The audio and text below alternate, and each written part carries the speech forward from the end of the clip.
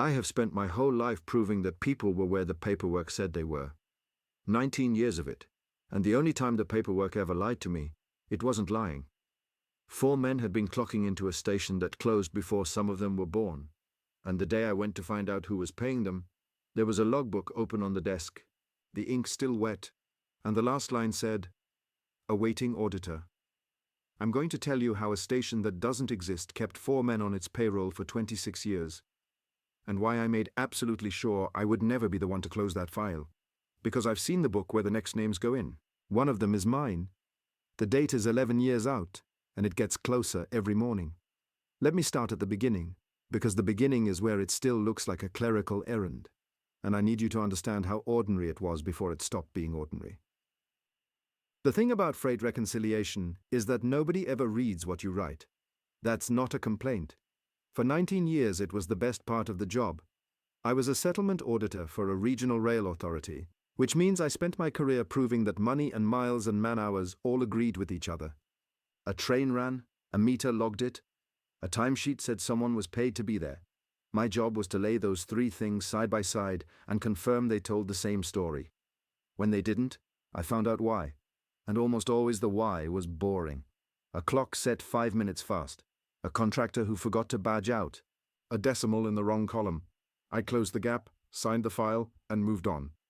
I'm telling you this so you understand that I am not a person who looks for meaning in numbers. I am a person who is annoyed by numbers that don't behave. There's a difference, and it matters for what comes next. I want to be careful here, because I've thought a long time about whether to say any of this out loud. I'm retired now. The authority I worked for has been folded into a larger one and renamed twice, and the people who could be embarrassed by what I'm about to describe have mostly retired or died. I've changed the names of the places. I've changed the line designations. If you go looking for the station I'm going to describe, you won't find it. Not because I'm hiding it well, but because on paper, it doesn't exist anymore. And that, in the end, is the whole problem. Let me start with the assignment, because the assignment is where it all began. And the assignment was, by every reasonable measure, a clerical errand. In my last year before retirement, I was handed what we called a closure reconciliation. When a station gets decommissioned, the paperwork doesn't close with it.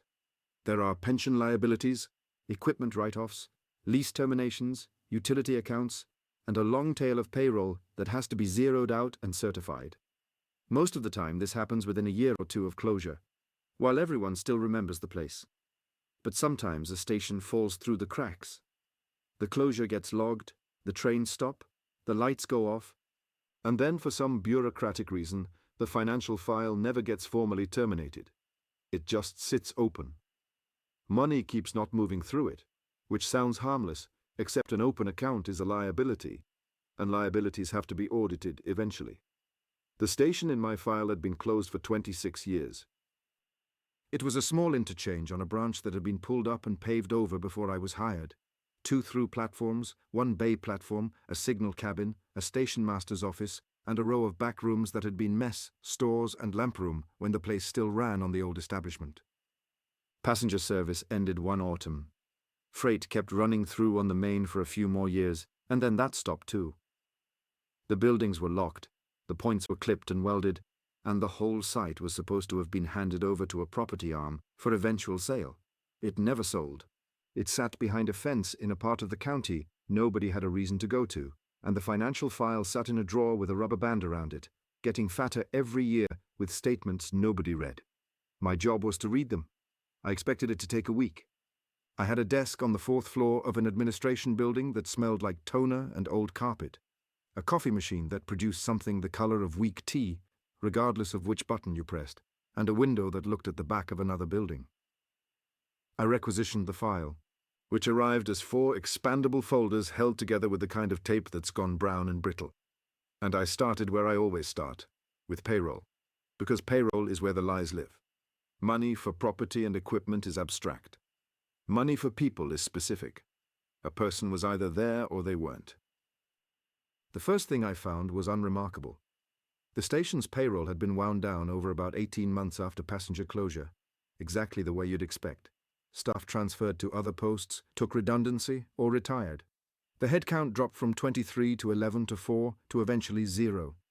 There was a final certification signed by a district manager whose signature I'd seen on 100 other documents, confirming that as of a date in early spring, the station carried no establishment, no staff, no payroll obligation. Closed. Done. The kind of clean ending I liked. So the file should have been a formality from there. A closed payroll generates nothing. There's nothing to reconcile. You confirm the zero, you confirm it's still zero, you certify, you close. Except the file wasn't zero. There was a second set of statements, filed behind the first, that I almost didn't open because they were labeled as a utility subledger, and utility subledgers are the most boring documents that human civilization has ever produced. But the tab was wrong. The handwriting on the tab didn't match the rest of the file, and I have spent my whole life noticing when handwriting on a tab doesn't match the file, so I opened it. It was payroll, not utilities, payroll for the closed station, continuing past the final certification. Small amounts, not full salaries, something that read more like a shift allowance, a flat sum, paid out at irregular intervals to a short list of names. 4 names. The amounts were tiny, the sort of figure that's small enough to never trip a threshold review. And they were coded against a cost center I didn't recognize and which didn't appear in any of the authority's standard charts. I want to be honest about my first reaction, because it wasn't fear, it was professional irritation. This is the kind of thing that happens. Somebody sets up a payment to keep a skeleton crew on for security or maintenance after closure, codes it wrong, and then forgets to cancel it when the contract ends. I've seen accounts pay out for years to people who left, to companies that dissolved, to addresses that became parking lots. The system doesn't care. The system pays what it's told to pay until somebody tells it to stop. And the entire reason my job exists is that, more often than you'd think, nobody ever does. So I treated it as that. A standing order that outlived its purpose. I pulled the 4 names to cross them against the establishment records, to find out who they'd been and when they'd left, so I could write the little paragraph explaining the error and shut it all down. That's where the first thing went wrong. 3 of the 4 names were on the original establishment. I found them easily. A signalman, a leading railman, and a station foreman. All 3 appeared in the staffing records from before closure. All 3 had clear end dates. All 3 had been processed out with the rest. Redundancy in 2 cases, transfer in 1. Their leaving was documented in the ordinary way, with the ordinary signatures, in the ordinary handwriting. They had left. The file said so twice over, but they were still being paid. Not back pay. Not a delayed settlement. The dates on the shift allowances ran forward, past their leaving dates year after year, all the way up to within a few months of when I was sitting there reading. The most recent payment was from that same year. 3 men who had been processed out of the railway 20-some years ago were, according to the subledger in my hands, still drawing a shift allowance from a station that had no trains, no power that I knew of, and no establishment. The 4th name I couldn't find at all. It wasn't on the original staffing records. It wasn't on any transfer or redundancy list. It appeared only in the subledger, drawing the same small allowance as the other 3, from the same unrecognized cost center, with no start date I could locate, and no record of ever having been hired. The name was K. Aldous. Just an initial and a surname, the way the old records sometimes did it. K. Aldous had never been employed by the railway, as far as any document I could find was concerned, and K. Aldous had been getting paid for a quarter of a century. I made myself a cup of the brown tea water and sat with it going cold, and told myself the explanation was simple and I just hadn't found it yet. That's the discipline of the job. You don't get to be amazed. You get to keep pulling threads until the boring answer shows up, because the boring answer is almost always there, and the only real skill is patience. So I requested the source records for the cost center. This is where I should explain how our systems worked, because it matters for everything after. The authority ran on a patchwork. The modern financial system went back about 15 years. Before that, there'd been an older mainframe ledger, and before that, paper. When the modern system was brought in, the old balances were migrated. But migrations are never clean. Things get carried over as opening balances with the history stripped off, because nobody wants to pay to convert 30 years of detail. So when I asked the modern system where the cost center came from, it told me the cost center had been migrated in with an opening balance and no origin. It pointed back to the mainframe. The mainframe, When I finally got someone in IT to run a query against the archive tapes, pointed back to paper. And the paper was at the station. That's a normal answer, by the way. Old paper records for a site were often stored at the site, especially a site with a stationmaster's office and a strong room, which this one had. When a station closed and the file went dormant, the on-site records frequently just stayed where they were, locked in, waiting for someone who never came. If I wanted to know where the cost center came from and who authorized the continuing payments, the documentation was almost certainly sitting in a cabinet in that locked office behind the fence. I could have stopped there. I want you to understand that I had a clean exit available to me at that exact moment, and I've turned it over in my mind more times than I can count. I could have written that the originating documentation was held on a closed site, was inaccessible, and that the continuing payments should be suspended pending a site visit by the property arm. I could have flagged it and handed it up the chain and let it become someone else's open file. That's not cowardice, that's procedure. Auditors aren't supposed to go climbing fences. We work from records. But the amounts were so small, and the property arm was so slow, and I had 4 months until retirement, and a stubbornness that my wife had been complaining about for 40 years. I told myself I'd close my last file properly. I'd go look. I'd get the originating paper. I'd identify Aldous. I'd write the cleanest closure reconciliation anyone had ever filed, and I'd leave with the satisfaction of a thing done all the way to the bottom. So I arranged access. This took longer than the audit itself. Nobody knew who held the keys. The property arm had a custodian of record who'd retired. His replacement had a master register that listed the site, but no key tag reference. Eventually, a man in facilities found a board of faded key tags in a cupboard, and one of them, hand-lettered in ink gone the color of weak tea, matched the site code. The tag was warm to the touch when he handed it to me, and I told myself that was because it had been hanging near a heating pipe, and it probably was. I'm telling you the small things because the small things are all I have. There was never a moment of spectacle. There was just an accumulation of small things that should not have been the way they were. I drove out on a grey weekday. The site was at the end of a service road off a B road, behind palisade fencing with a gate that the facilities man had to come and unlock for me, because his key worked the gate and mine worked the buildings. He didn't want to come in. He said he'd wait in the van.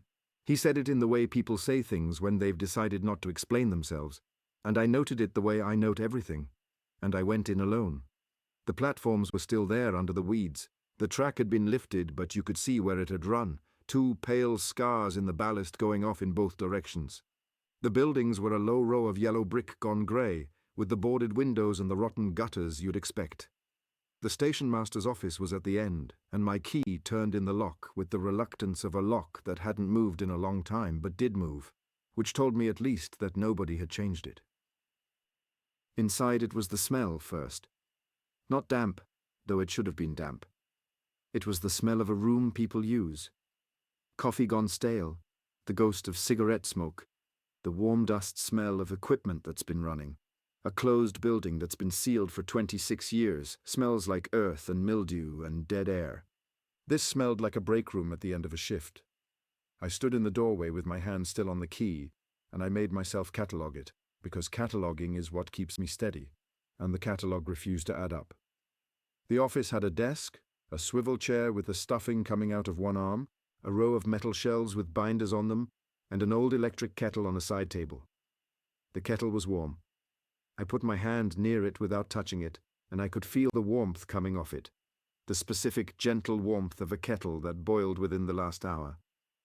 There was a mug beside it with tea in the bottom, not dried, still liquid, a skin on it but liquid underneath. There was a logbook open on the desk and a pen lying in the gutter of it, and the last entry was in fresh ink, and the last entry was dated that day. I'm going to tell you what the entry said, because I copied it down before I let myself react. And copying it down was the only thing that kept me upright. It said, 6 o'clock relief assumed, board clear, lamp room secured, awaiting auditor, awaiting auditor. There were 3 more entries above it, going up the page, each in slightly different handwriting, each signed with an initial and a surname. The signalman, the leading railman, the foreman, the 3 men who had left 26 years ago and were still being paid. And the entry I just read, the one that said awaiting auditor, was signed K. Aldous. I stood in that office for a long time. I'm not going to pretend I did anything brave. I went back outside and I walked the length of the platform in the cold. And I looked at the van where the facilities man was sitting with the engine running and the heater on, not looking at the buildings. And I thought very seriously about getting in beside him and driving away and writing the inaccessible records paragraph after all. Nobody would have known. Nobody reads what we write. But I'd seen the logbook now, and the auditor in me had a question that wouldn't let go, and the question was simpler and worse than ghosts. The question was, who is keeping this place? Because somebody was. Somebody had boiled that kettle. Somebody had written awaiting auditor in a logbook that knew I was coming, in a building that no living person was supposed to have a key to. The payments were real. The warmth was real. The handwriting was real. Either 4 men were squatting in a closed station running phantom shifts and embezzling pocket change for 26 years, which made no sense, or something was running this station that wasn't men, which made less sense. And I am a person who needs the sense to close. So I went back in. I went to the metal shelves first because I'm a records man, and records were what I'd come for. The binders were establishment binders, the green ones the railway used for staffing, and they were ordered by year, and they were complete in a way that nothing in our central archive was complete. Every shift, every relief, every entry, going back decades and going forward. Forward. There were binders for years that hadn't happened yet. I pulled one with a date 3 years in my future, and it was full. Every page, shifts logged and signed, relief assumed, board clear, lamp room secured, the same 4 names rotating through the same posts, except that as the years went forward, the names began to change. Around 11 years in my future, the foreman's name stopped appearing, and a new name took the foreman's post. Around 15 years in my future, the leading railman's name stopped, and another took it. The signalman's name held longer. K. Aldous held longest of all, and the new names that came in to replace them, I knew some of them. They were names of people who worked at the authority, people I'd sat in meetings with. One of them was the man in IT who'd run the archive query for me. One of them was the facilities man sitting in the van outside, and one of them, entering the foreman's post in a binder dated 11 years ahead, in handwriting I didn't recognize because I had never seen my own name written by someone else's hand, was me. I need to slow down here because this is the part where it stops being an account of a strange building and becomes the thing I actually have to warn you about. I sat down in the swivel chair, which was warm, the way a chair is warm when someone has just gotten up from it, and I made myself reconstruct it as a system, because a system is the only thing I know how to face. And as a system, it was almost elegant, which is the worst thing I can say about it. A station is at bottom, a post that has to be kept. Somebody assumes relief, holds the board, secures the lamp room, signs the log, and hands over to the next somebody. The trains are incidental. The trains come and go, but the keeping of the post is continuous, an unbroken chain of relief from one keeper to the next, going back to the day the place opened. When a station closes, the trains stop. But I had assumed, the way everyone assumes, that the keeping stopped too. That when the establishment was certified to 0, the chain of relief simply ended. What the binders were telling me was that the chain had never ended.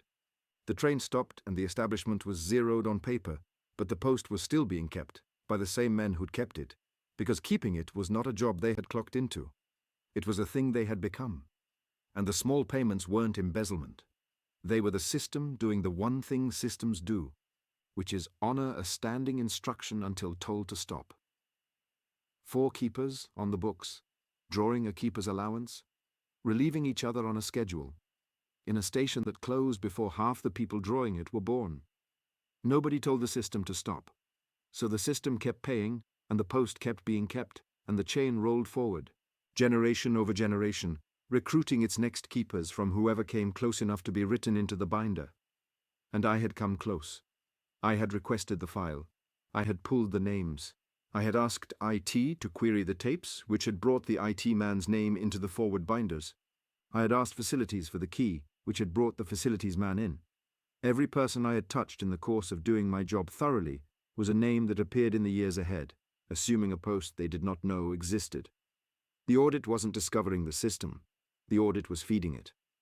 The thoroughness I was so proud of, the refusal to leave a thread unpulled, was exactly the behavior the post selected for.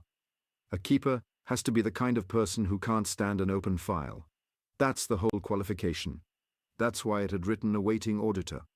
Not awaiting a victim. Awaiting the one kind of person who would be unable to walk back to the van. I understood then why the facilities man hadn't wanted to come in, and why he'd looked away from the buildings. And I understood that he understood something I was only now catching up to, which is that you do not finish this file. You cannot reconcile it. The only thing you can do with an open account that pays a keeper to keep a post is suspend it, flag it, and hand it up the chain, unsolved, so that it stays someone else's open file forever. The men before me who had let it sit in a drawer for 26 years gathering statements nobody read had not been negligent. They had been protecting themselves. An open file that nobody closes is a file that nobody has to keep. The danger was never in leaving it alone. The danger was in being the auditor who insisted on closing it all the way to the bottom. I closed the binder. I put it back on the shelf in its place, because some reflex told me that leaving it disordered would be worse, would be a kind of disturbance the post would have to correct, and I did not want to give it a reason to enter my name any earlier than 11 years out. I did not take the kettle's photograph or the logbook or anything else. I had come to gather originating documentation, and I understood now that gathering it was the act of assuming relief, that to carry the records out of that office would be to take the post with me, and I left every page where it lay. I want to tell you that the final entry changed while I was standing there, that I watched ink appear on the page. It didn't. Nothing moved. There was no figure, no cold spot, no voice. That's not how it works, and I think the not how is the part that's kept me awake. It doesn't need to manifest. It's an accounting system. It works in the certain patient indifferent way that all accounting systems work, which is to say it does not care whether you believe in it. It only cares whether the post is kept and the chain is unbroken and the allowance goes out on schedule to the next name in the book. I locked the office behind me. I walked back to the van. The facilities man asked me if I'd found what I needed, and I said no. The records were too degraded. The file would have to stay open pending a property review, and he nodded once, slowly, the way a man nods when you've told him you've decided to live, and he didn't say anything else the whole way back. I filed the inaccessible records paragraph. I recommended that the payments continue under their existing coding, undisturbed, pending a full-site survey that I quietly arranged to require approvals from 3 departments that never speak to each other, so that it would never happen. I made the file harder to close, not easier. It was the only protective act available to me. I retired on schedule. I never told anyone at the authority what I'd seen, because telling them would mean bringing more names close to the file, and I'd already done enough of that. But here is the thing I can't put down. The thing that made me decide to say all this out loud to people who will only ever think of it as a story, which is the safest audience there is, because a story brings no one near the file. The payments are still going out. I have a friend still inside who, as a favor and without knowing why I asked, confirmed for me last month that the cost center is still active, still paying its small allowance to 4 names on the same irregular schedule, into a station that is now, on every modern map, simply a gap in the line. And the foreman's name on the current payments is not the foreman's name from 26 years ago anymore. It changed over, the way the binder said it would a few years early. I don't know what brought that keeper in early. I don't know whose thoroughness, whose inability to leave a thread alone, finally relieved the man who'd held the post since before the train stopped. I only know that there are still 11 years on my own page, and that I've spent every one of the years since trying very hard, in everything I do, to leave files open, to let questions go unanswered, to walk away from the warm kettle and the unfinished line. It goes against everything I am. That, I've come to understand, is the point. The post is patient. It has my name in a book in a locked office behind a fence, written in a hand I don't recognize, under a date that is closer every morning, and somewhere out on a lifted line in a part of the county nobody has a reason to visit. A kettle that no living person filled is coming, very quietly, to the boil, awaiting relief.